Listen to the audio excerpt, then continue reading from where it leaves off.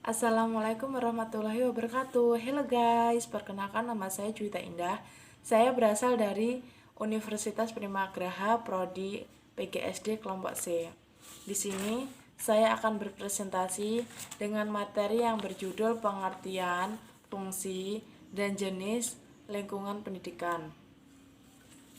Dan langsung saja saya akan membacakan materi yang akan saya presentasikan, yaitu A. Pengertian fungsi lingkungan pendidikan.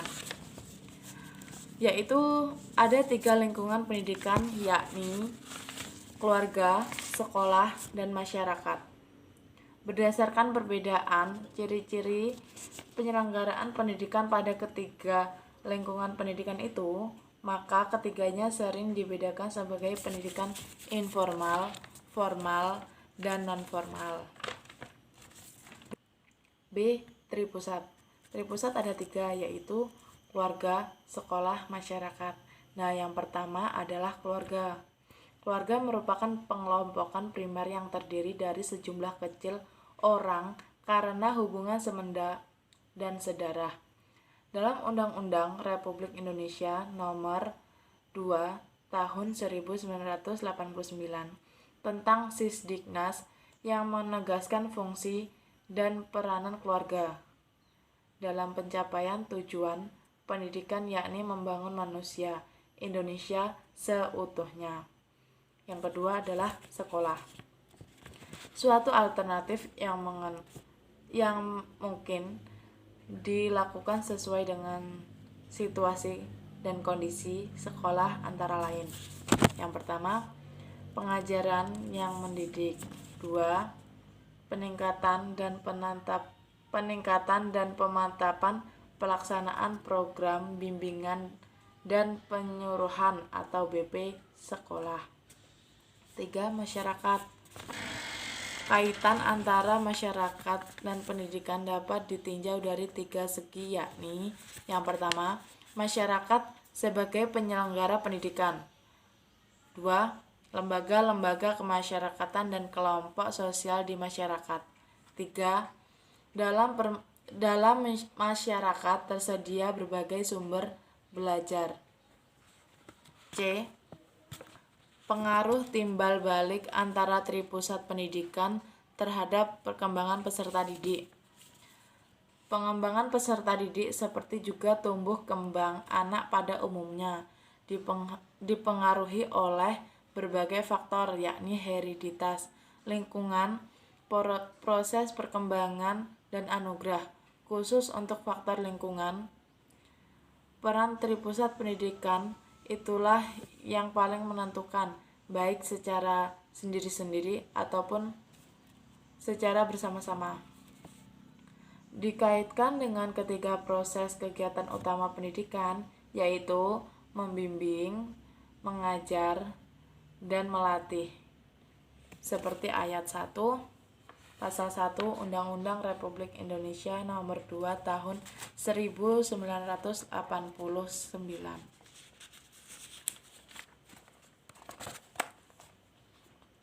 Setiap pusat pendidikan dapat berpulang memberi kontribusi yang besar dalam ketiga kegiatan pendidikan, yakni yang pertama, pembimbingan dalam upaya pemantapan pribadi yang berbudaya.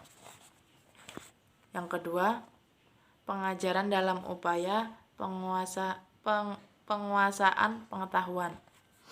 Yang ketiga, pelatihan dalam upaya pemahiran keterampilan. Dalam petunjuk penerapan muatan lokal kurikulum SD,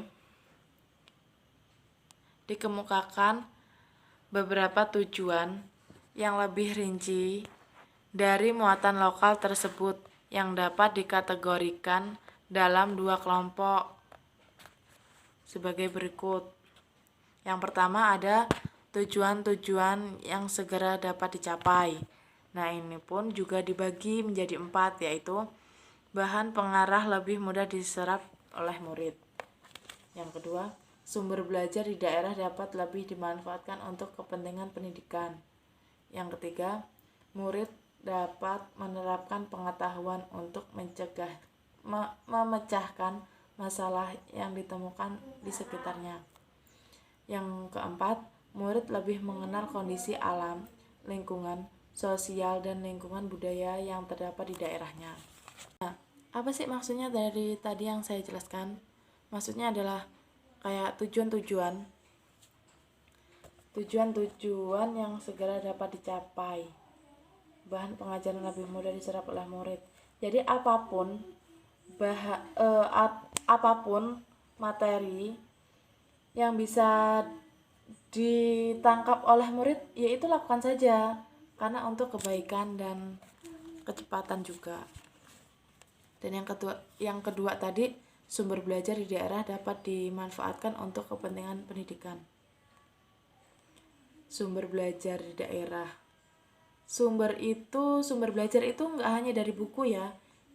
Kita tuh masanya udah masa yang sangat maju banget gitu kan. Kita tuh nggak cuma dapat sumber belajar itu nggak dari buku, tapi dapat dari internet juga. Tapi kalau dari daerah itu apa ya, banyak juga sih kita cari-cari pengetahuan di daerah.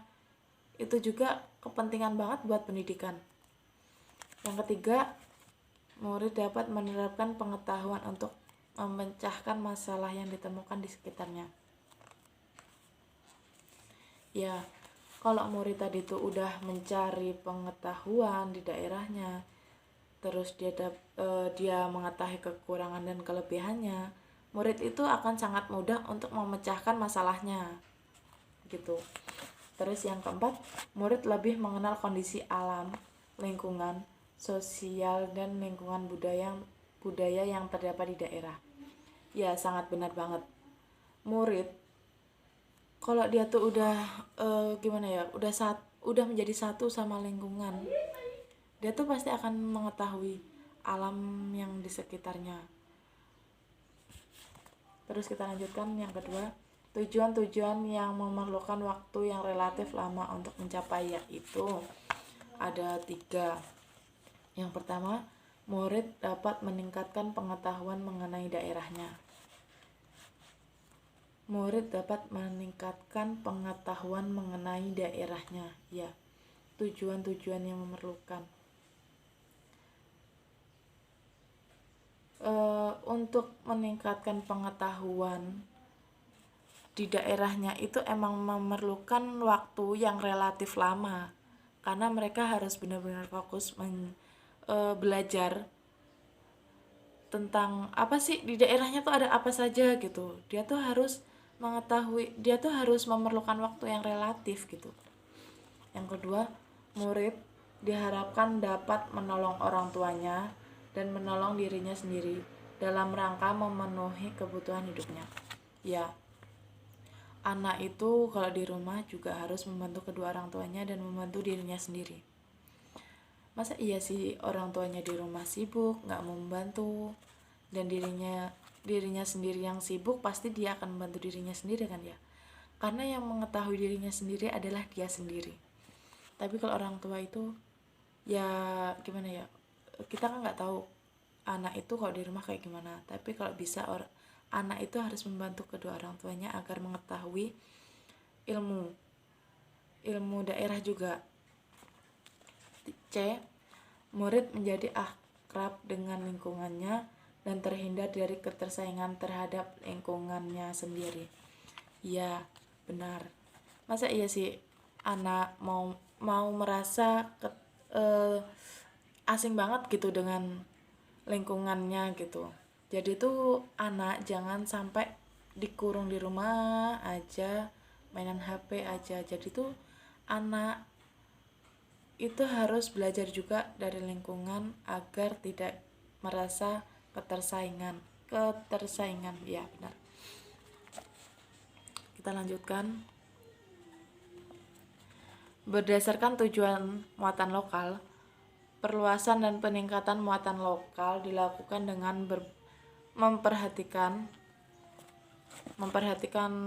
keempat ini, yaitu yang pertama, GBPP yang berlaku. Apa sih GBPP yang berlaku itu? Saya juga nggak tahu. Yang kedua, sumber daya yang tersedia. Yang ketiga, kekhasan lingkungan, alam, sosial, dan budaya, dan kebutuhan daerah. Yang keempat, mobilitas murid. Dan sekian materi yang telah saya sampaikan. Maaf kalau kalian memang tidak paham, karena saya juga lagi belajar. Dan saya akan menyimpulkan materi yang telah saya jelaskan tadi.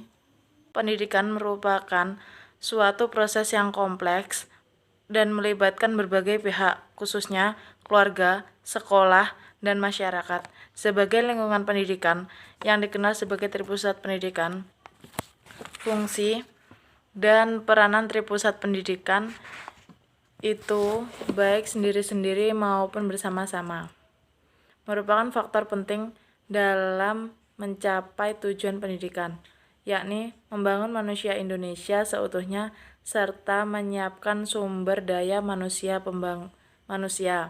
pembangunan yang bermutu. Dengan demikian, pemenuhan fungsi dan peranan itu secara optimal merupakan salah satu faktor penentu keberhasilan pembangunan nasional. Sekian dan terima kasih. Saya ucapkan wassalamualaikum warahmatullahi wabarakatuh.